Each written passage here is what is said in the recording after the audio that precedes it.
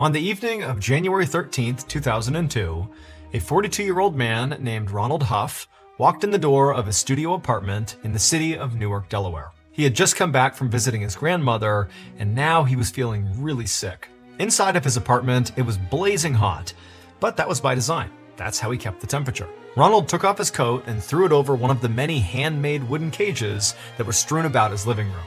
Then he dragged himself over to his house phone, picked it up, and he called the auto dealership where he worked. When the office manager answered, Ronald told her that he would not be able to come into work the following day because he was feeling so unwell. He hung up the phone and then leaned on the counter for a second, feeling lightheaded. Then suddenly, from behind him, he heard a hiss. Right away, Ronald turned around and walked over to his fridge, and instinctively, he reached out his right hand to open the door. But as soon as he grabbed the handle and squeezed, he felt a shot of pain in his right hand. He had forgotten that his right hand was all bandaged up because it was injured. And so grimacing, Ronald reached out with his left hand and he opened up the fridge that way. Then, after shutting the fridge, he walked over to the kitchen counter and he reached into a jar and he pulled out a whole fistful of live cockroaches. They were about 2 inches long each and they wriggled around inside of his hand. He threw the cockroaches onto the ground and then watched as they scattered. Now that Ronald's chores were finished, he decided he would just go lay down because again, he's feeling horrible. But as he walked across the kitchen towards his bedroom, that dizziness he was feeling earlier came back. And suddenly it was like the whole world was spinning around him and he could barely stay on his feet. He kept trying to walk towards his bedroom, but he just couldn't do it. And eventually he stumbled and began to fall. Ronald lurched sideways and blindly stumbled to the right, trying to catch himself. And the first thing he touched with his outstretched arm was the door to his apartment. And so he grabbed it and he tried to stay on his feet, but he couldn't. And so he turned his body around and pressed his back up against the door to steady himself. But he was just so woozy and weak that eventually he just kind of slouched down to the ground, back against the door, feet out in front of him. Slowly, he let his eyes close. As Ronald passed out, all he could hear were the sounds of roaches scurrying and chicken bones crunching. 3 days later, Ronald's neighbor heard the crackle of police walkie-talkies out in the hallway. He opened his door and he saw 2 police officers and the superintendent of their building standing in front of Ronald's door. So this neighbor liked Ronald and knew him to be a nice, quiet guy, and so he couldn't imagine why police would be at his door. But then he thought about it, and he actually hadn't seen Ronald in several days. The neighbor watched as the police officers knocked on Ronald's door, waiting for Ronald to come out, but the door never opened. And after a few minutes of knocking, the police finally stepped back from the door and gestured for the superintendent to step forward and use his key to open the door. And then after the superintendent had done that, the neighbor watched as the police officers tried to open the door, but couldn't. It was like there was something really heavy blocking the door from opening. Finally, both police officers leaned hard enough on the door that they got it to open up just a little bit. The neighbor watched as the officers stuck their heads into the apartment and then jumped back with their hands on their guns. Then one of the cops grabbed their radio and began frantically talking into it, and then the neighbor watched as the officers and the superintendent quickly walked down the hallway out of sight, leaving Ronald's apartment door partially open. And as the neighbor heard the sound of sirens wailing outside, he took a cautious step into the hallway and realized he could actually see into Ronald's apartment through the open door. And what he saw inside of there was so horrifying that for a second, the neighbor just froze. And then a second later, he backed into his own apartment and slammed the door behind him. Hours later, this neighbor could not get the image of what he had seen in Ronald's apartment out of his head. So he grabbed a piece of paper and just began sketching the bizarre scene.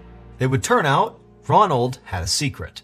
And on the evening of January 13th, 2002, right after Ronald had called in sick to his work, that secret killed him. Here is the picture that the neighbor drew of what he saw inside of Ronald's apartment. On the floor is Ronald's dead body. His face, his ears, his hands, and his internal organs had all been eaten. And surrounding Ronald were the giant monitor lizards that he was secretly keeping as pets. He had 7 of them, which he fed roaches and raw chicken and allowed to just free roam his apartment. They ranged in size from 2 feet to 6 feet long. These are massive lizards. And unfortunately for Ronald, not only are monitor lizards carnivores, but also their mouths are filled with deadly bacteria. The reason Ronald's hand was bandaged up, his right hand, is because one of his lizards a week prior to his death had bit his hand, and the bacteria had given him this horrible staph infection. And it was that staph infection, a week later, that very likely caused him to pass out inside of his apartment. And then after that, he was eaten by the lizards. Now, it's assumed he died from the staph infection and then was consumed. However, the autopsy couldn't prove that, and so it is possible he may have been still alive when they began to eat him. After Robert's death, his lizards were taken from his apartment and placed in the Catoctin Wildlife Preserve and Zoo in Thurmont, Maryland.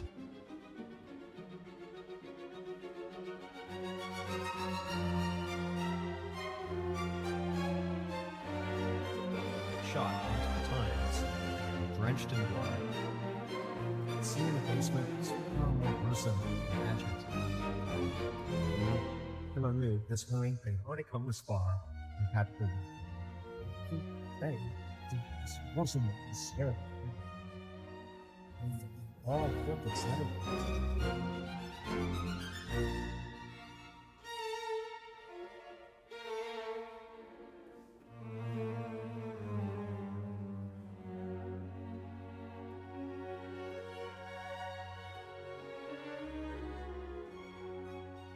From the time Gareth Williams was a young boy, his parents knew he was extremely gifted. When he was just 17 years old, he achieved a first-class honors mathematics degree from a university in his hometown of Wales. A couple of years after that, he had his PhD from the University of Manchester in England. And after that, he was accepted into a postgraduate course at one of the most prestigious universities in the world, Cambridge. But he wouldn't finish that degree because his incredible academic achievements had got the attention of Britain's intelligence agencies, and they began recruiting him. In 2001, when Gareth was 23, Britain's communication headquarters, commonly known as GCHQ, which is one of Britain's main intelligence agencies, offered him a job as a codebreaker. He eagerly accepted the job, dropped out of Cambridge, and then moved into a modest apartment in Cheltenham, which is the resort town about 88 miles away from London where GCHQ is located. And there he would live and work for the next 10 years. Despite being an intensely private and shy person, Gareth was a highly valued team player whose genius in mathematics and technology helped his group win a number of Britain's highest awards for international code breaking. In 2009, one of Britain's other main intelligence agencies, the famous Secret Intelligence Service, or MI6 for short, they were so impressed with Gareth that they offered him a job to come over and work for them. This was a very rare chance for Gareth to go operational and become a spy in the kind of Hollywood sense of the word. He would effectively become a real-life James Bond, and so he jumped at the chance. But shortly after taking the job and moving to London, he regretted his decision. He hated the intense competitiveness within MI6, the flashy cars and flashy lifestyles, and the pressure to go out and party with your coworkers every weekend. Gareth just wanted to do his job and then be left alone. At GCHQ, nobody cared he felt that way. But at MI6, this behavior made him an outsider. Before he left MI6, he took his annual 2-week vacation. But when the vacation was over, he didn't come back to work at his office in London. And for some reason, MI6 never checked in on him to see where he was. It wasn't until his sister called police after not hearing from him that anybody looked into his disappearance. On August 23rd, a uniformed officer went to Gareth's apartment in London to do a welfare check. After knocking on the door and not getting an answer from Gareth, the officer got the key to the apartment from the landlord and went inside. He yelled out for Gareth. There was no sign of him on the first floor. He went upstairs to see if maybe Gareth was up there. He's yelling for him the whole way as he's going up. He gets to the second floor. There's nobody up there, but there's a closed door. And what he finds on the other side of that closed door would make international headlines for weeks. When he opened the door, he walked into a bathroom, and there was nothing unusual about the bathroom, except in the bathtub, there was this big red duffel bag.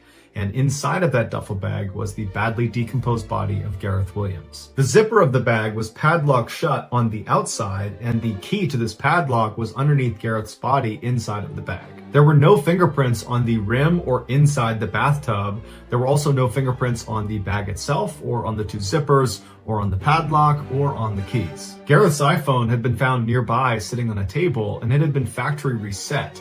And later, investigators would determine it had been reset on August 15th which was the last day Gareth was seen on CCTV footage, and it was also the day that they believe he died. According to the coroner, Gareth's body had no injuries on it. There was no sign of a struggle, and his toxicology report showed that he had no drugs or alcohol in his system. The thermostat inside of Gareth's apartment was jacked way up, so it was very hot inside of his apartment, despite the fact it was summer, and it was the height of the summer in August. But regardless, the excessive heat in his apartment sped up the decomposition process and made it impossible to precisely determine a cause of death. Despite a lengthy investigation by police, there was never a conclusive determination as to what exactly happened to Gareth, although there are many theories. Some say the Russian mafia killed him because right before he died, he had been focusing on money laundering in Britain that was tied to the Russian mafia, which would have made him a target. Another theory is MI6 had something to do with Gareth's death, which is why they were not so eager to go looking for him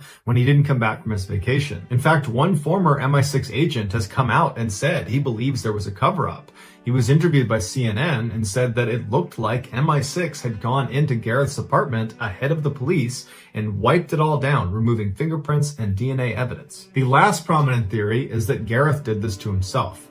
It was discovered that he made occasional online visits to bondage sites, and at least one time he'd had to yell out to his landlord to help get him out of his bed because he had tied his wrist to the bed frame and couldn't get himself undone. But when two experts who were a part of the investigation attempted to put themselves inside of a similar sized duffel bag and lock it with the padlock on the outside, they couldn't do it despite trying over 400 times. And even if Gareth could have somehow physically got himself inside of this bag and locked it from the outside, how could he have done that without leaving fingerprints all over the bag, all over the lock, the zippers, all over the tub?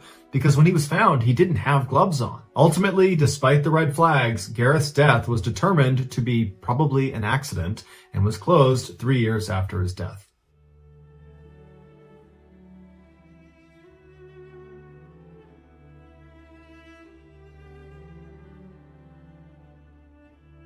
Growing up, Pauline Dakin always suspected that there was just something off about her family, and years later, she would find out she was right. In 1970, when she was 5 years old, her parents, Ruth and Warren, separated, and to Pauline, it wasn't that much of a shock because her father, Warren, was a heavy drinker and he was extremely violent. But after they separated and Pauline, her mother, and brother had moved into another house on the other side of Vancouver, Canada, Pauline noticed her mom started to act really anxious all the time, but she never knew why. When Pauline was 9, her mother told her and her brother that they were going to go on a vacation to Winnipeg, which is 1,000 miles away from Vancouver. And so they loaded up the van, they hopped in, and they drove all the way to Winnipeg. And when they got out, they went inside their new vacation home, and Ruth informed her children that they were actually never going back to Vancouver. And when Pauline and her brother said, "Why? Dad's still back in Vancouver. I want to see Dad." But Pauline said, "Sorry kids, this is the way it has to be, and when you're old enough, I'll explain everything." Confused and sad, Pauline and her brother began starting a new life in Winnipeg. Over the next 4 years, Pauline never saw her father, and so she lost touch with him. But she started making a couple close friends in Winnipeg, and she was starting to feel like this was home. But right as she was starting to feel normal, her mother told her and her brother that they needed to move right now all over again. This time they were going to go all the way to New Brunswick, the far east side of Canada. Their mother made them swear they would tell no one about this move. But later that day, when Pauline was with her best friend Wendy, she let it slip that she was moving, and so when Ruth came to pick Pauline up from Wendy's house, the two girls had to affect these sort of breezy goodbyes to each other so that Pauline's mother wouldn't suspect anything. Once in New Brunswick, the family did put down roots and they stayed there for many years, but Pauline's mother still was just incredibly anxious and paranoid about something. The kids just had no idea what it was. Fast forward to 1988, when Pauline was 23 years old, she had moved 2 hours away from the family home in New Brunswick and was living with her boyfriend and was working as a reporter at a local newspaper. And during that time, her mother called her and said, "Hey, I'd like to meet you at a motel. I'm finally ready to tell you everything about your childhood." Pauline was really intrigued and excited. This was a conversation that was literally decades in the making. And so Pauline eagerly went to the motel. She saw her mother waiting outside, kind of pacing around, looking very anxious. And so she walks up to her mom and she waves and she's about to speak when her mother just looks up at her and puts her finger over her lips, telling her to be quiet. And then she jams an envelope into Pauline's hands. And on on the envelope, it just says, "Don't say anything. Put your jewelry inside of this envelope. It's probably bugged. I will explain everything inside. Just please don't speak." And so now Pauline's really confused, but she did as she was told. She took her jewelry off, put it in the envelope, and gave it back to her mother, and then the two of them silently walked into the motel, into the room where Pauline's mother was staying. When they went inside, there was a man sitting in the middle of the room that Pauline immediately recognized. It was the reverend of their church when they used to live in Vancouver. His name was Stan Sears, and Pauline's mother had been his secretary the whole time they'd gone to that church. Pauline always knew her mother and Stan were close friends, and in fact had kept in touch after they left Vancouver and were in Winnipeg and then New Brunswick. In fact, Pauline remembers periodically seeing Stan show up in Winnipeg and New Brunswick to visit with Pauline's mother. So it was a surprise, but not a total shock, when Pauline's mother confessed to her that in fact she and Stan had fallen in love. And in fact, they had had a secret relationship from the time they lived in Vancouver. But this revelation was nothing compared to what Pauline heard next. Her mother explained that the reason they had had to move so many times during her childhood was because Pauline's father, Warren, was actually a mobster and was a key member of an organized crime syndicate in Vancouver. Right after they separated, Pauline's mother found out she had a hit put on her head, because the mob now believed that the husband could not control her anymore, and she knew too much. Stan also found out that he had a hit on his head because Ruth discovered that the mob wanted to kill him too, because they knew about their relationship. And then also, apparently Stan was counseling a man that was in his congregation that wound up being a mobster, and so the mob believed this man had given up critical information to Stan, making him even more of a liability. At first, Stan said he didn't believe any of this,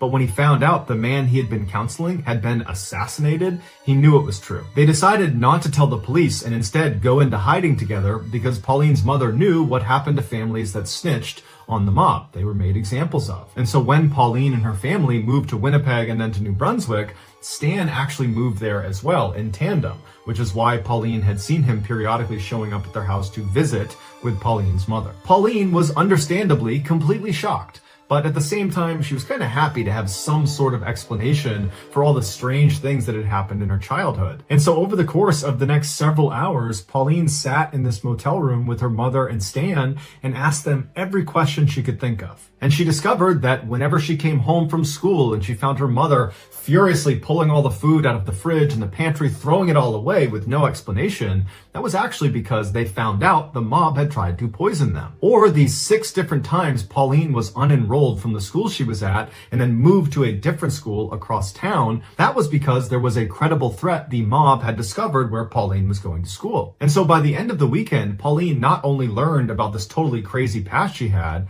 but she also learned that she was still in danger. And so before Pauline headed back home, she asked her mother and Stan what she should do to stay safe. And Pauline's mother said, "Well, that's actually the reason we called you here now, because after all these years, we were just tired of being in hiding, and so we've already spoken to the authorities, and they've moved us into a special witness protection program for families connected to the mob. When you enter this program, it's referred to as entering the weird world, where basically you're not really safe, but you have agents that follow you around that are undercover, that track what you're doing and make sure there's no assassination attempt on you." And before Pauline could even ask, her mother told her that as a measure of her and Stan entering the weird world, they asked that a couple of agents monitor Pauline and her brother, even though they didn't know they were being monitored. At this point, Stan reached forward with a radio and he said, "Here's a radio that actually broadcasts to the agents that are following you pretty much all the time.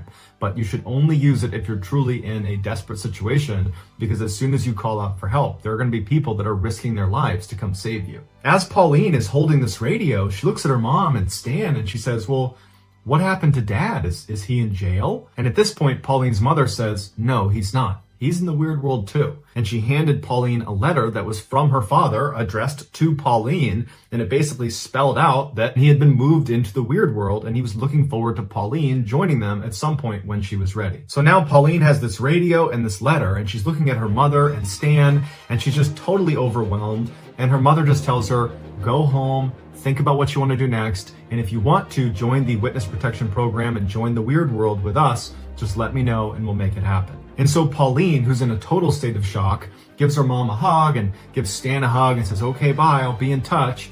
And she leaves the motel and she gets in her car and she's about to back up when she looks and sees Stan running outside holding something in his hand. And so Pauline stops, Stan runs up to the window, and he says, "Hey, I forgot to give you this." And he held up this round piece of metal that he told her was a GPS transponder. It was magnetized, and she should put it out of sight underneath her car. And what it does is it constantly gives off her location to the agents that are following her. So if she was in trouble, it would be easier for them to find her. And so Pauline thanked him, put the transponder under her car, and Stan went back into the motel. And so Pauline went back home with the intention of just digesting this information, knowing that she was being watched, she had this radio, she was, relatively safe. And her plan was to just give it a couple of days before she committed to joining the witness protection program and joining the weird world. But after only a couple of days, her paranoia was so high that she dumped her boyfriend, she quit her job, and she moved out of her house into a separate apartment, and she called her mother and said, "I can't take it anymore. I feel totally unsafe. I want to join the weird world." Her mother and Stan were delighted at her decision, but they told her it wasn't a simple process getting into the weird world, that a lot of people were involved in her basically giving up her old life and entering this new one. And so Pauline's mother told her that she would be in touch with one of her agents and they would contact Pauline when it was time for her to go. And in that time, Pauline met a new boyfriend, Kevin, who became her husband. And in conversations with him, Pauline started to doubt this whole mafia thing was even true. And so she decided, in order to find out if this really was a real thing, that the mafia was actually after them, that Pauline would need to set up a sting operation on her mother and Stan. And so Pauline called her mother and very convincingly told her that, "Oh my goodness, someone just broke into my apartment. I think it was someone from the mafia. I don't know what happened, but can you tell me what to do? Should I call the police? What do I do?" And her mother said, "No, don't call the police. Whatever you do, don't call the police. I'm going to get in touch with Stan and see if he knows what to do." And just a couple of minutes later, Pauline's mother called back and said, "Okay, honey, I spoke to Stan and he spoke to the undercover agents that sit outside your house and have been watching you for all these years. And they said that yes, unfortunately, not one, but two men from the mafia broke into your house today. But luckily, they went up, they grabbed them, they're in custody, so you're safe now." And Pauline said, "Mom, I made that up. No one's been in my apartment. I've been here the whole day. I lied to you. No one broke in." And it was at this point that Pauline realized her mother and Stan had been living a lie since she was 5 years old. There was no mafia. Her father was not a mobster in some Vancouver crime syndicate. It was all made up. It would turn out Stan was suffering from something called delusion syndrome, where totally normal people that are totally lucid and have normal lives have one distinct delusion. And sometimes that delusion is not a big deal. But sometimes it is, like they believe the mafia is after them. And during his relationship with Pauline's mother, he passed on his delusion to her through something called folie à deux, which translates to madness for two, which is shared delusion syndrome, where someone who's delusional, who's a dominant personality, can pass that on to a subordinate personality. After confronting her mother and then also confronting Stan at a later date, neither of them said, "This is a lie, you're right, you caught us," because they believed it, and they took to their graves the belief that the mafia was after them. Their biggest concern after Pauline said this isn't true was not that they had been exposed as potential frauds. It was that, oh no, Pauline's going to expose herself to the mafia because she's not using her GPS transponder or her radio or living in the weird world with us. She's going to get assassinated by the mafia. And so even though Pauline never got an apology from her mother or got to really talk about the insanity of this whole situation, because again, her mother and Stan took to the graves the belief that the mafia was in fact after them, Pauline ultimately made peace with the situation by writing a best-selling memoir called Run, Hide, Repeat. It is linked in the description below. Check it out.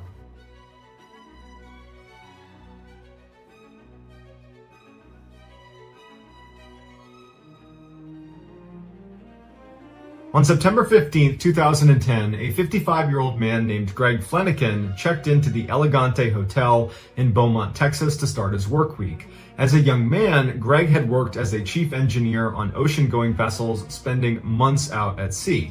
But in his middle age, he had reinvented himself as a landman. It was Greg's job to secure leases of mineral rights and land for drilling. Greg was slender and fit-looking despite the fact that he never exercised and he smoked constantly. He kept a close-cropped white beard and he had the leathered skin of a lifelong outdoorsman. Every Monday morning, Greg would make the 2-hour commute in his pickup truck from Lafayette, Louisiana, all the way to Beaumont, Texas, where his company would always rent him a room. The hotel itself was neither good nor bad, but to Greg, he didn't care. He just needed a bed and a TV. Once Greg walked inside, he had a bathroom immediately to his right, and then a little bit farther in was the main section of the hotel room, which was very basic. Straight ahead, there was a window that looked down onto a small pool that was lined with potted plants.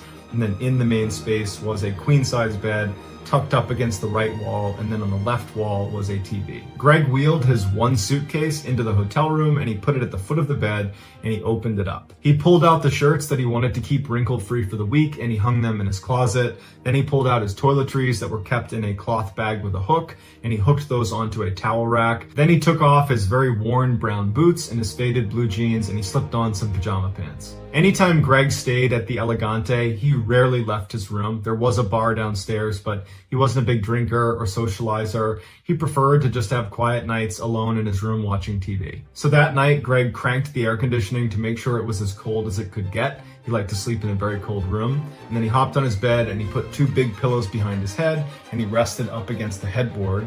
And then he took a towel and he laid it out next to him. And on the towel was his ashtray, his cigarettes, his lighter, his phone, the TV remote, and a candy bar. Then he picked up the TV remote, turned it on, flicked through the channels until he landed on one that was playing Iron Man 2, and he thought, good enough. Put the remote down, picked up his candy bar, opened it up, he ate a piece of his candy, and then he grabbed a cigarette, lit up a cigarette, and he began smoking. The following morning, Susie, Greg's wife, did not get a call from her husband, and he always called her every morning that he was gone. That was their routine, and this was a big break from their routine. And so she tried calling him, and his phone rang and rang and rang, and he never picked up. And so then she called his Beaumont office, and he didn't pick up. But after the second or third time she called, his coworkers picked up the phone, and they said, hey, Greg's not here. He hasn't come into work yet. And Susie felt concerned. She felt like something was wrong. And she said, do you guys mind just going to his hotel room and knocking on his door and making sure he's okay? And they said, sure, we'll go over there. So the 2 coworkers head over to the hotel. They knock on Greg's door. He doesn't answer. And so they go down and get the manager, who comes up and opens Greg's door, and right away they find Greg lying dead in the middle of his hotel room. The way Greg was positioned when they found him, it looked like he had fallen to his knees and then fallen again onto his face, and his left arm got kind of tucked underneath his body, and still in his 2 left fingers was a cigarette that had not fallen from his hand, that had burned down to the wick. The room was exceptionally warm and Greg's skin was grayish blue. Immediately after seeing Greg, the 2 coworkers called 911. Shortly after the ambulance arrived at the hotel, Detective Scott Apple arrived in his cruiser. Apple was a short guy, very, very fit. He had silver hair that he spiked up. He looked 100% cop, and he worked basically 24/7. When he got up to room 348, there was no sign of a break-in, nothing had been disturbed inside of the room, and there was no blood or obvious wound on Greg, with the exception of a slight abrasion on his cheek when he came down and hit his face on the rug. He looked around the room and he found Greg's wallet that was sitting in the back pocket of his jeans, and there was hundreds of dollars in his wallet that had not been taken, so he ruled out robbery. He went out into the hall and he began interviewing the other occupants of the surrounding rooms, and no one had heard anything and no one had seen anything. He went back into the hotel room and he began looking around for drugs of any kind or any substance that Greg might have taken that could have contributed to his death, and there was nothing. No prescription pills, no alcohol, nothing. Later that day, after the family had been notified of Greg's passing, his grief-stricken wife, Susie, called Detective Apple, and she said, my husband did not take good care of himself. He had a terrible diet. He's been smoking like a chimney since he was a young teenager, and he never saw a doctor. And I always told him that if he wasn't careful, something like this was going to happen. I always worried that he might have a heart attack or something. So at this point, not only does Greg's family think he died of natural causes, Detective Apple also thinks the same thing. He's thinking about what he saw in the hotel room, and there's no sign of any foul play. It just looks like a guy whose lifestyle caught up to him. Greg's body was sent to Dr. Tommy Brown, who in Beaumont, Texas, he was like the medical examiner. He'd been doing this for years and years. Dr. Brown had read ahead that they believed Greg had died of a heart attack or something like that. And when his body was wheeled in front of him, there was nothing he saw right away that contradicted that theory. The only two marks that the doctor noted on the outside of Greg's body was the small abrasion on his face from where he landed on the rug, and then he also had another small abrasion on his crotch. But beyond that, the rest of his body was completely unblemished. When he looked inside of his body, it looked like someone had literally just crushed his insides. His torso was full of blood. Food from his intestines had been ripped outside. He had ribs broken, internal organs were lacerated, and there was a hole in his heart. Dr. Brown was really confused at what he was looking at, because the severity of Greg's internal injuries were more consistent with someone who had been in a severe car crash or who had had a really heavy object land on them. But Greg didn't have any significant external injuries that would support either of those two things happening to him. And he was found in the middle of a hotel room where there was nothing disturbed and no one had apparently seen or heard anything. And so Dr. Brown says, look, I don't have all the answers here, but this was not natural. This is a homicide. And my best guess is he was beaten to death. I know it doesn't really make sense because there's not any external injuries, but he suffered some significant trauma from somebody else, and that's what killed him. When Detective Apple got this report from the medical examiner, he was just as confused as Dr. Brown was, but his attention turned to, okay, well, if he's been murdered, who would want to murder him? And he began digging into Greg's background, and he found that he was universally liked. He was known for being incredibly courteous and polite. He kept to himself. He was in love with his wife, and his wife loved him back. There was no evidence of some scandal in the background. He was just this really nice, normal guy, and it didn't make any sense why anybody would want to kill him. After a few months of getting nowhere, and in reality, he hadn't really even gotten started because there wasn't any good starting point.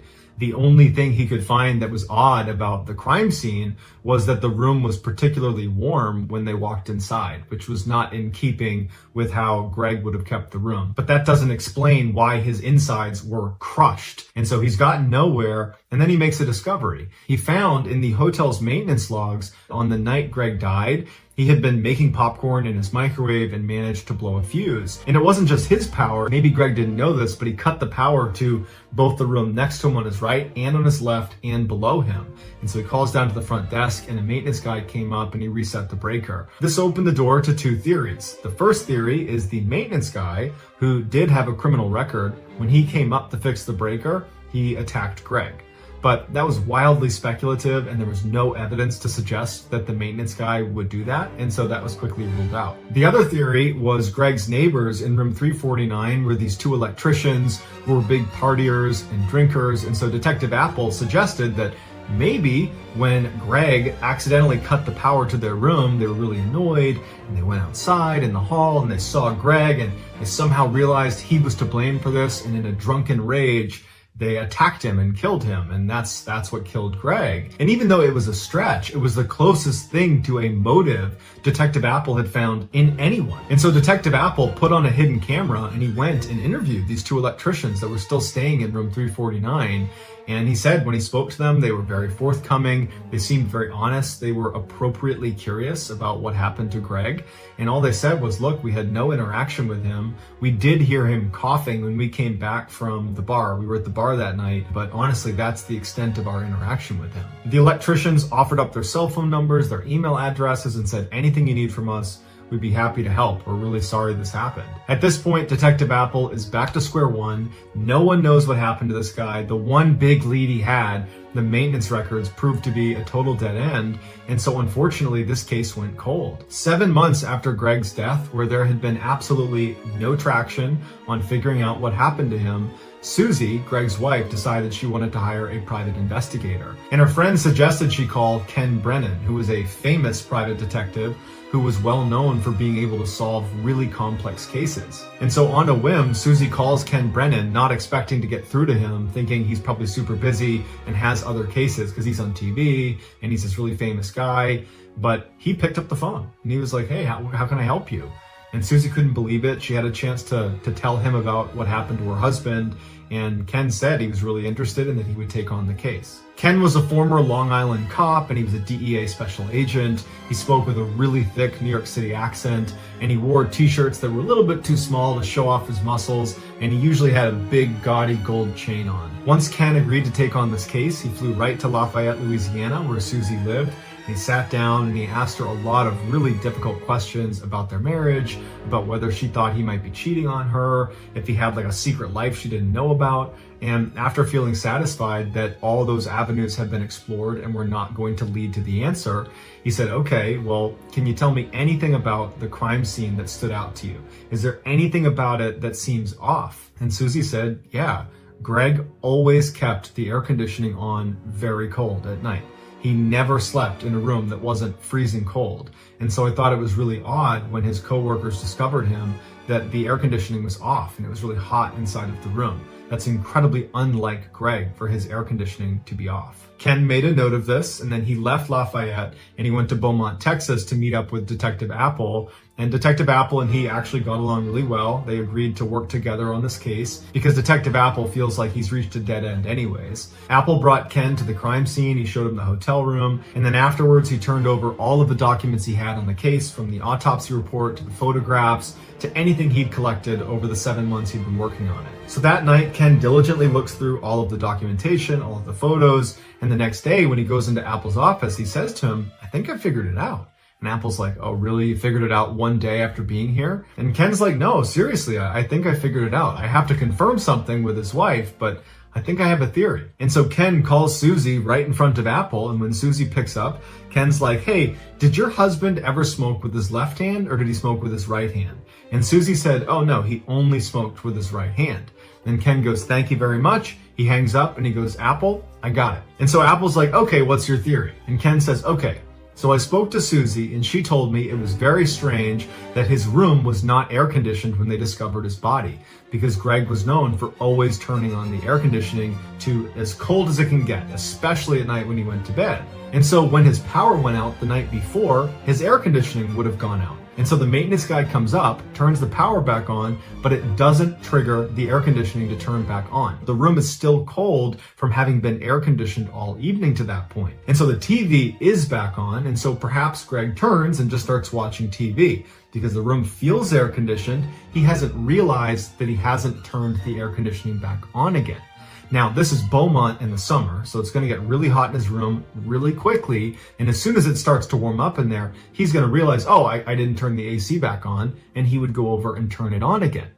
And so because the air conditioning wasn't on, and we know that the power was restored at 8:30, then he must have died after the power was on, but before it got warm enough in the room for him to recognize he did not turn the AC on, which means he would have died somewhere between 8:30 and 9 p.m. at night. And so Apple's like, wow, that's pretty impressive, except that doesn't really help us figure out how he died or who killed him. And Ken puts his hand up and he says, I know, I'm just building the whole picture here. Okay, so we have him dying between 8:30 and 9, and I don't think he was beaten to death. I think a lot of people want that to be what killed him because it's kind of the only thing that might make sense, but I say it definitely doesn't make sense because of the cigarette. Now, we found that cigarette in his left hand, and I talked to his wife, and she said he only smokes in his right hand. And so what I think happened is the power came back on at about 8:30, which is what the report says. The TV turns back on. Greg doesn't turn the air conditioning back on. He sits on his bed. He's watching TV. He lights up a cigarette, and he's smoking with his right hand. And then something happens to him, which I'll get into my theories on that. And he jumps off the bed, and he starts making his way to the door to get help.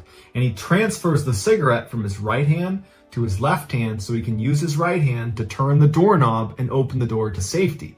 But he doesn't make it. He falls to his knees and he falls to the ground, and his cigarette's still in his fingers, and he dies. And Apple's like, you know what? That's pretty good. It makes a lot of sense. But the crucial missing piece here is, well, what was the trauma he suffered that caused him to jump from his bed and run to the door and then ultimately die? Ken's like, I got a theory on that too, but I got to be in the hotel room to see if it's true. So Apple and Ken go back to the hotel room. When they get there, Ken goes inside and he starts walking around, looking at the ceiling, the wall, the ground, and then finally he stops when he's looking back towards the front door leading back into the hall, and he points at the wall and he says, there. And Apple looks at what he's pointing at, and it looks like there had been some patchwork on the wall in the same spot where the doorknob, when it swings open, would hit the wall.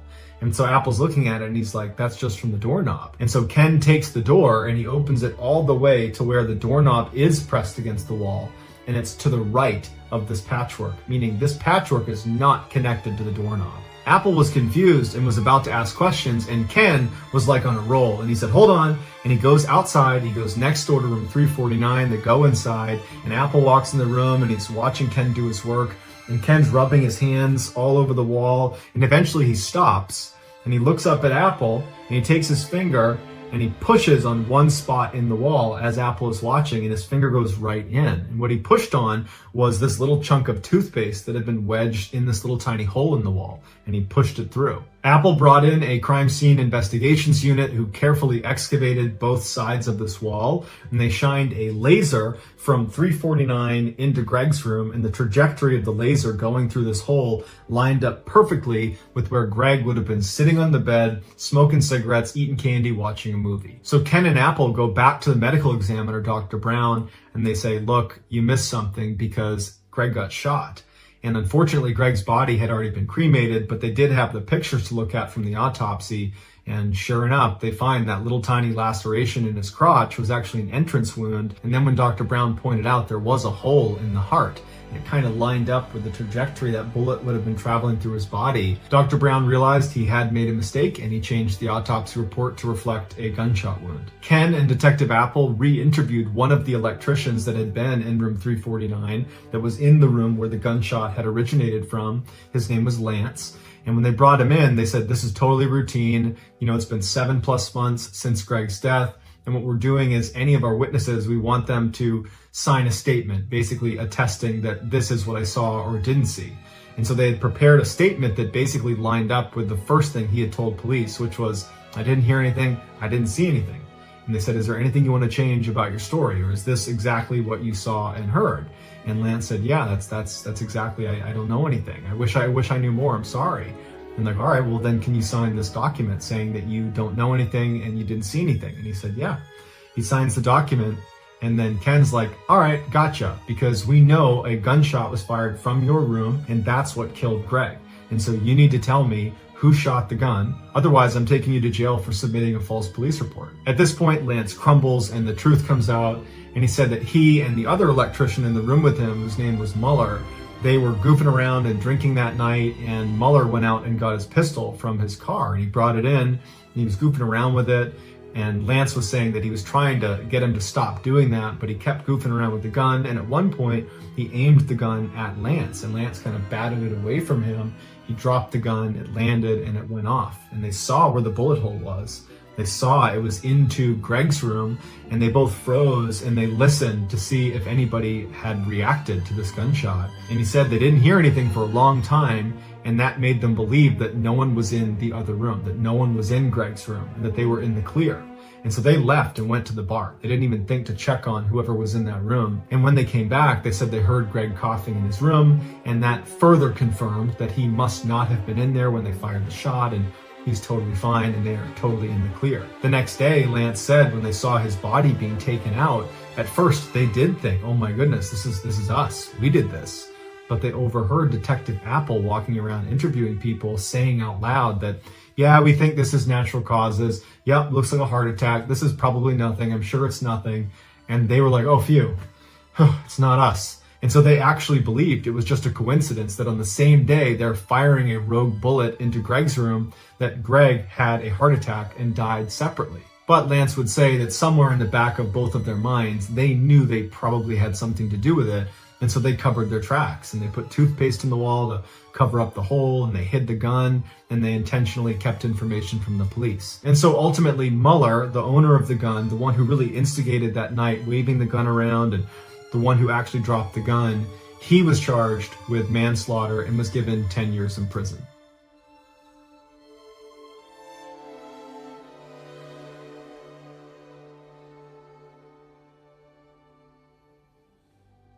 On April 27th, 1997, a farmer in Indonesia was walking his livestock through a thick sugarcane field near his house when he tripped on something. After he regained his balance and looked down, he noticed a strange mound of dirt that seemed totally out of place. He wanted to dig it up just out of curiosity, but he wasn't on his property, so instead he walked back to the village and he told the village leader about this strange pile of dirt and suggested he see what's under it. So the village leader and some other men headed back out to the field. They find this dirt pile, and the first thing they do is they poke it with a stick. The stick went right into the pile. It was a soft pile of dirt, and when they pulled it out, this horrible stench filled the air that was coming out of this mound. Worried about what they might find underneath this pile, the men decide to leave it alone and go back to the village and tell authorities about it, and the authorities promptly tell them to go back out there and uncover this thing and tell them what they find. And so the village leader and some more men head back out to the field and they start digging. And pretty quickly, their shovels strike something that's fairly soft inside of this mound. And so after delicately removing some more dirt, they discover a woman's face is looking right back at them. It appeared she'd been buried up to her neck, and then someone had just thrown dirt on top of her head. At this point, the authorities did come out and they were able to identify the body as belonging to a 21-year-old local woman named Dewi. After asking around the village about this girl, the police determined the last time anyone had seen her was 3 days earlier when she had left her house to run an errand. But after that, no one knew what happened to her. Just a few hours after Dewi's discovery, a 15-year-old rickshaw driver came to the police with additional information. He said 3 days earlier, on the evening of April 24th, so the same day that people had seen Dewi last, he said she had come to him to ask for a ride. And when she got into the rickshaw, he asked where she wanted to go, and she said she did not want to tell him specifically where she was going. Instead, she just wanted him to drive in a particular direction, and she would give him more information about how to get where she wanted to go as they got closer.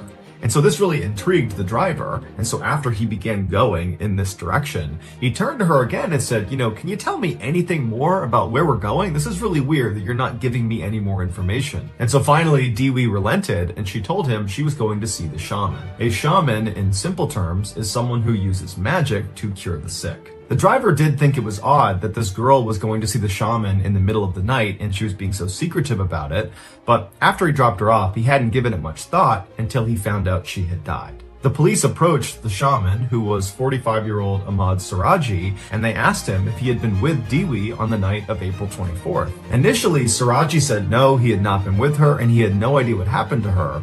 But after police searched his house and found Dewi's belongings inside, Siraji said, okay, I've been lying and I have a confession to make.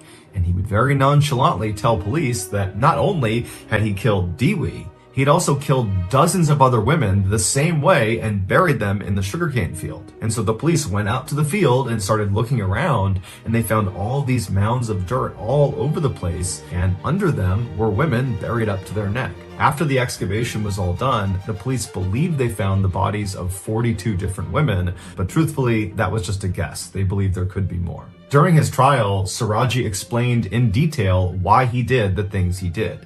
He said back in 1986, so 11 years earlier, he had this vivid dream where his deceased father came to him and instructed him to drink the saliva of 70 women. And if he did that, he would become immortal. When Siraji woke up, he didn't chalk up this experience as just a strange dream. He believed he had just had a real interaction with the spirit of his dead father, and so he decided he would do as he was told. But his father didn't explain to him how he was going to extract the saliva from these 70 women. And so after thinking about it for a couple of days, Siraji decided the most efficient way to do it would be to just kill the women and then forcibly take their saliva. To find his victims, Siraji began telling people in his village that he had supernatural powers, that he was able to grant women specifically everlasting beauty and riches. And many people believed it. And so as this rumor spread not only around his village, but to surrounding areas, lots of women heard about it and came to him and requested his services. He would tell them to come back later that night when it was totally dark and to not tell anyone where they were going. Once they arrived, they would come inside of Siraji's house and they would pay him a fee that was roughly equivalent to $300 US. And then he would tell them he needed to perform perform a ritual to give them their beauty and their riches. And so they would leave his house, they would cut through a cemetery, and they would enter into that sugarcane field, and they would walk for a while until Siraji stopped them. And he would hand the woman a shovel, and he would tell her to dig a hole in the ground. And he would assure her this is part of the ritual. And so he would stand there as she dug the hole until it was about waist deep. And then he would tell her to get in the hole and put her hands by her side. If she was at all nervous, he would just reassure her again that this is all part of the ritual, that lots of people have done this before, that it's totally safe. And so she'd get in the hole, she'd put her hands by her side, Siraji would take the shovel and he would fill the hole back in until she was completely immobilized. And then at this point, Siraji would pull out a cable, he would wrap it around their neck, and he would strangle them to death. And then once they were dead, he would pull their body out of the hole, and then he would forcibly extract their saliva. And then after that, he would take the shovel again and dig the hole a little bit deeper, and then he would put the body back inside the hole, making sure their head was still sticking out of the ground. And he would orient them so their face was looking towards his house, because he believed having these women constantly looking at him at all hours of the day gave him more power. He said as for Dewi, when she first came to his house and she had paid that fee, she was worried about leaving and going and doing this ritual. It scared her. And so Siraji told her to wait, and he went into the other room where his wife was, and he told her that, hey, I'm gonna go kill this girl and I need your help. I need you to calm her down. And his wife, who had no idea her husband was a mass murderer, just immediately went along with it. She came back into the room and she assured Dewi that everything was totally fine. They had done this before. It was all going to be perfectly safe. And she even said she would come with them to do this ritual. And so at this, Dewi was much more calm and she agreed to go.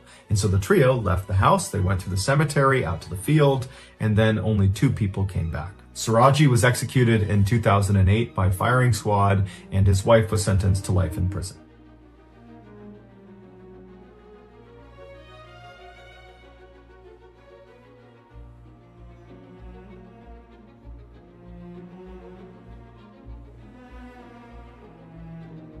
On July 20th, 1968, a small fishing boat called El Fausto took off from their port on La Palma Island, which is part of the Canary Islands, which is a Spanish archipelago, and they took off for El Hierro, which was another island about 50 miles to the south.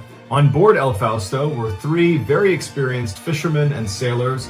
They were the brothers Ramon and Eliberto Hernandez, as well as their cousin Miguel Acosta. Their trip to El Hierro was uneventful. It took about 7 hours.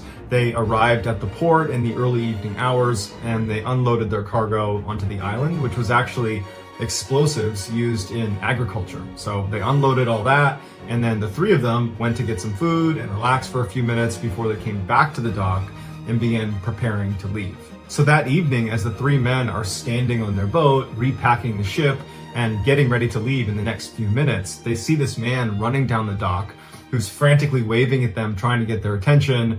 And so they stop what they're doing and they beckon him over and say, what do you need? And the man introduced himself as Julio Garcia. He was clearly very upset. He was talking really quickly and they had to slow him down a couple times to try to understand what he was saying. But he communicated that his wife had called him earlier that day, and she said their 2-year-old daughter was very sick and he needed to come home right away. And he ran down to catch the ferry back to his home island of La Palma, so the same island these 3 men are from. And he missed the ferry. And the next ferry going back to his home island was not for another 2 days. And so Julio was running up and down the dock trying to flag anybody who owned a ship that might be willing to take him to La Palma. Even if it was out of the way, he was prepared to pay for it. And so of course the El Fausto crew said, we're actually going to La Palma. We live there too, and we'd be happy to take you. You don't need to pay for this. And so Julio begins to help them load the rest of their equipment onto the boat, which included some food. They had 22 pounds of fruit and they had some fresh water. And then once everything was loaded up, they undid their lines and they set sail for La Palma. They took off at about 2:30 in the morning on July 21st. The water was very calm during their return trip. The only thing they had to contend with was a light mist that formed over the water in the early morning hours right after the sun came up, but it really wasn't enough to affect their ability to navigate. But even if the mist was more severe than people realized, Ramon, Eliberto, and Miguel were very experienced sailors that in fact had been sailing on this particular stretch of water ever since they were teenagers, and they had navigated these waters in far worse conditions and had always managed to get through it. But at 10 a.m. that morning when the Fausto crew was supposed to arrive at La Palma, they didn't. And the owner of the boat itself was waiting at the dock for them, and when they didn't show up, he wasn't overly concerned because he knew these three men. He regularly went out on this particular boat with them. In fact, he normally would have gone on the trip to El Hierro with them, but he had commitments on La Palma, so he didn't go.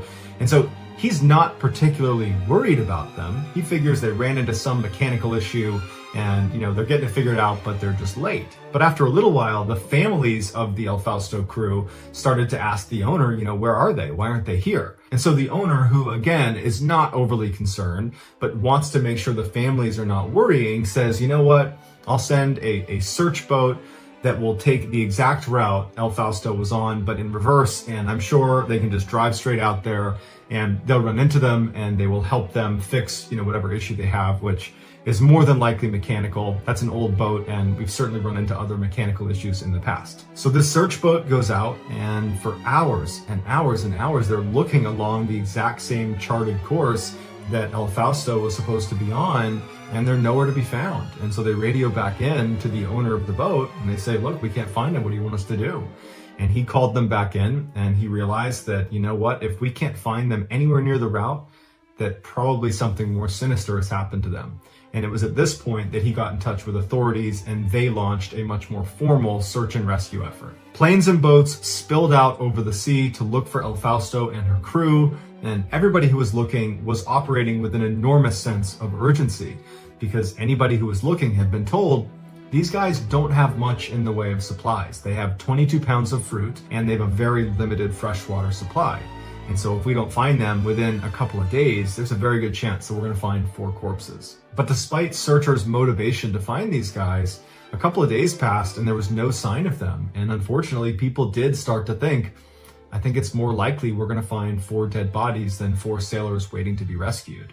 But on July 25th, 4 days after El Fausto left El Hierro on their way to La Palma and then, of course, got lost, 4 days after that, a British ship called Duquesa radioed in an incredible message. They said they had found this fishing boat that was drifting along, and there was 4 people standing on the deck, and they were waving flashlights around to try to get their attention. And as this British ship moved up closer to the fishing boat, they were able to read on the hull the call sign of the boat, and it was, of course, El Fausto. Where El Fausto had been found was 120 miles west of La Palma. So they had drifted way, way off course. But once they pulled up alongside of them, they could see that not only were the 4 crew members alive, they actually seemed like they were in pretty good spirits. They certainly were dehydrated and were very thankful to get some water, and they were starving, and they were obviously pretty freaked out because they had just been adrift in the middle of the ocean and probably were realizing that this could end really badly for us. But beyond all that, they seemed okay. And very quickly, that message was passed to friends and family of the El Fausto crew back on La Palma, who's waiting anxiously to hear any news about their loved ones. And when they were told they had been found and they were alive, they were overjoyed because they thought they were dead. But after the initial transmission had been sent out by Duquesa saying, hey, we found the crew and they're alive and they're good, well, a couple hours went by and the Duquesa sent another transmission that was very strange. They said the crew of El Fausto was refusing to be towed back home. They were saying that our boat's just fine, we're good, we just need a couple of supplies and we'll be on our way. And so the captain of Duquesa says to the men, then why are you out here? How did you get 120 miles west of La Palma? Something had to have gone wrong with your boat. So what happened? But the men didn't really answer his question. They just said, oh no, there's nothing wrong with our boat. There's no mechanical issues. Everything's fine. We appreciate your offer, but we just need a couple of supplies and we'll be on our way. Even Julio, who had made this special effort to get home to his sick daughter and to see his wife, even he is saying, no, we don't need a tow, we're good. And so the captain of the Duquesa is looking at these guys thinking, what am I missing here? You just drifted 120 miles away. You probably should have died. You're very lucky that we happened to find you in the middle of the Atlantic Ocean. Had we not found you, you probably would have died of dehydration in the next couple of days. And so we found you. We're offering to bring you to shore to guarantee that you will get to see your sick daughter and to see your wife and for you all to see your families and your friends. And you're telling us to leave? and you're telling us that there's nothing wrong with your boat when clearly something happened. But the captain of the Duquesa could not convince them to get towed in. They were totally not going to do it. And apparently they were very polite about it. They said, look, we really appreciate the offer, but really our boat is just fine. We just need some food, water, cigarettes, and some fuel, and we'll be good. And so ultimately, the crew of the Duquesa obliged their request, and they gave them 18 hours worth of fuel along with a whole bunch of cigarettes and water and food. And they watched as the four men sailed east towards La Palma, and they were waving the whole time. Everything seemed fine. And then they vanished over the horizon. And the captain of Duquesa would call in over the radio that based on where they were and how close they were to La Palma, they should expect to see them arriving at port at about 7 p.m. that night. Back on La Palma, friends, family, and hundreds of other people from the island went down to the dock and were drinking wine and having a big party, celebrating the imminent return of their friends and their loved ones. But unfortunately, 7 p.m. came and went, and they didn't show up. And so, of course, the family of the crew became very worried that, oh my gosh, this nightmare is starting all over again. And the owner of El Fausto came over to them and reassured them that he's been in touch with the authorities, who were speaking to the captain of the Duquesa, who were speaking to our friends and family and loved ones on El Fausto, and everything's fine. They have all the supplies they need. They have all the fuel they need. I'm sure they're just running a little bit late. Everything is totally fine. And so friends and family and some diehard supporters stayed down at the dock for several more hours until it became clear that something's gone wrong, and unfortunately this nightmare is not over. The next morning, after El Fausto and her crew were once again labeled missing, Spain kicked off their largest ever search for missing people. They had bombers flying overhead, they had military and civilian ships all over the area where the Duquesa had made contact with El Fausto. They had so many people combing the water, so many planes overhead, and for 2 weeks they looked everywhere and they couldn't find anything. And finally they had to call it off, and they said, look, we don't know what happened to them. And they declared them lost at sea, which basically meant we think they're dead, but we'll probably never know for sure. 2 months later, on October 9th, an Italian merchant ship called the Ana de Mayo, who was on their way to Venezuela, spotted a small fishing boat way off in the distance that was just bobbing around aimlessly. And the first thing they noticed was this ship is far too small to be making a cross-oceanic voyage. They shouldn't be out here. And as they got closer, they could tell that there was no one standing on deck or in the cabin. There's no one driving this boat.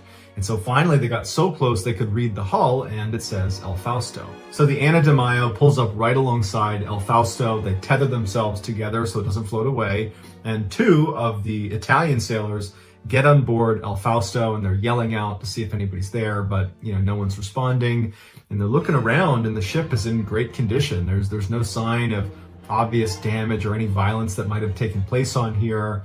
They go into the cabin where the steering wheel is, and they're looking for some sort of logbook that would have documented, what happened on the ship, but there's no logbook. And so the Italians were left scratching their head thinking, how could a perfectly seaworthy boat wind up abandoned in the middle of the Atlantic Ocean? Where's their crew? But they still needed to go down below into the little space that was the engine room.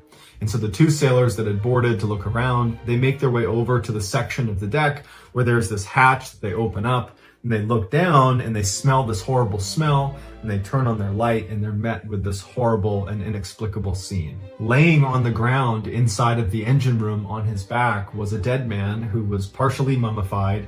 He had no clothes on, and he was clutching a transistor radio. And so the two Italians that found him, they stepped back and they had to compose themselves. And then one of them actually went down to look around for clues and see if perhaps there's other bodies down there. And so when he went down, it was just the one body, and he could only find one other clue, and it was this small notebook that was positioned right behind the dead body that they didn't see when they first looked down. So the Italian sailors leave the engine room and they take the notebook back to their ship, and they open it up, and the first thing they see is the middle section of the notebook has been torn out. In fact, 28 pages were missing, and all they were left with was a couple of pages at the beginning and a single page at the end. The first couple of pages just were a couple of notes and some simple math calculations. Nothing significant. The last page appeared to be a farewell of sorts, but the language that was used was a little bit confusing and it was difficult to read. And so the Italians were not entirely sure what any of it actually meant.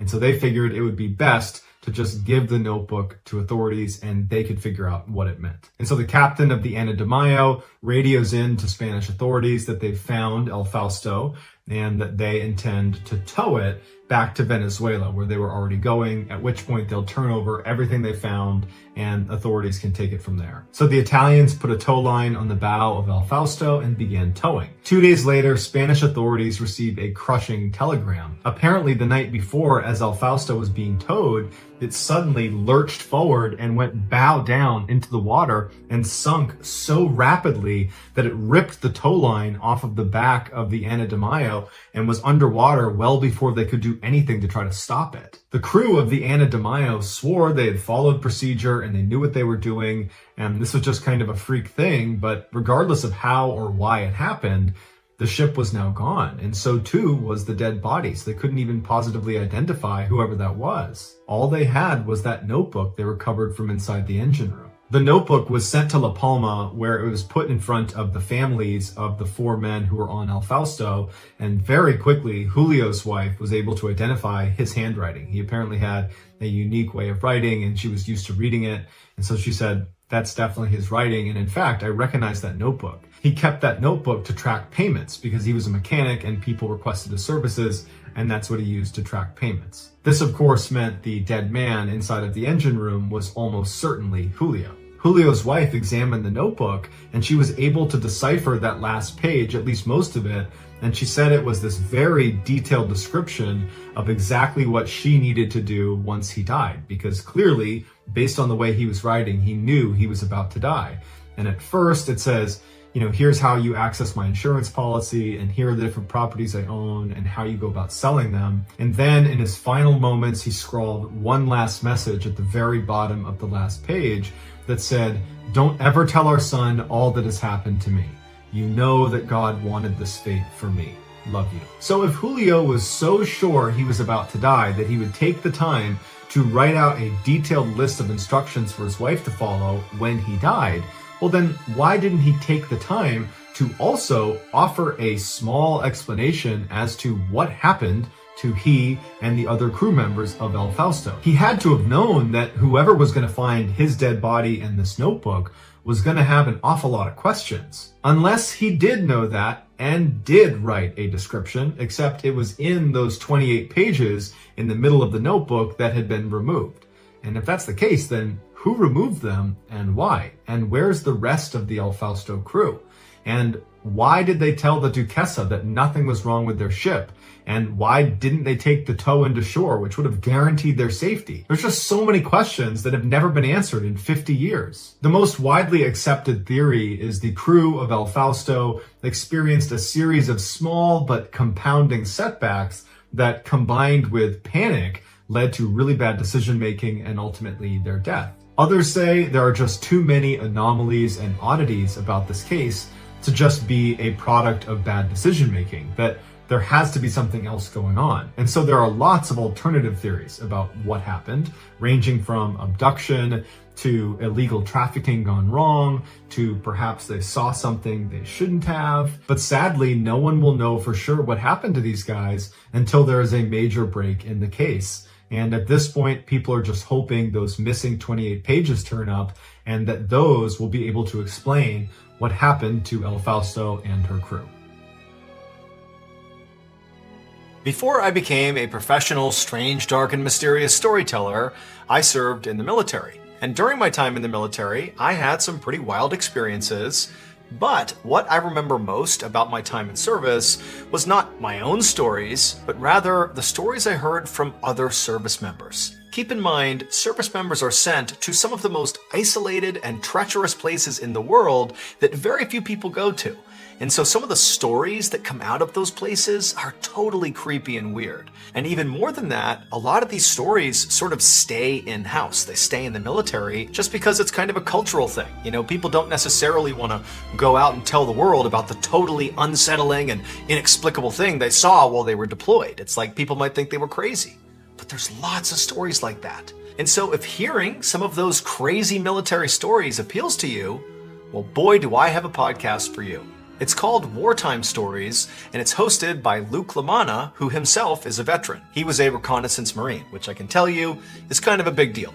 And so because he has access and placement, he's been able to extract some of these stories from the military, and he shares them on the show. And if you wanted to kind of generalize the types of stories you're going to hear on this podcast, it's like the strange, dark, and mysterious meets the battlefield and beyond. The Wartime Stories podcast is free, and it's available on any podcast platform. So all you have to do is, go to your favorite platform and look up Wartime Stories, or you can search for Ballin Studios because it's produced under Ballin Studios. You click on the show, give it a follow, and boom, you can start your binge.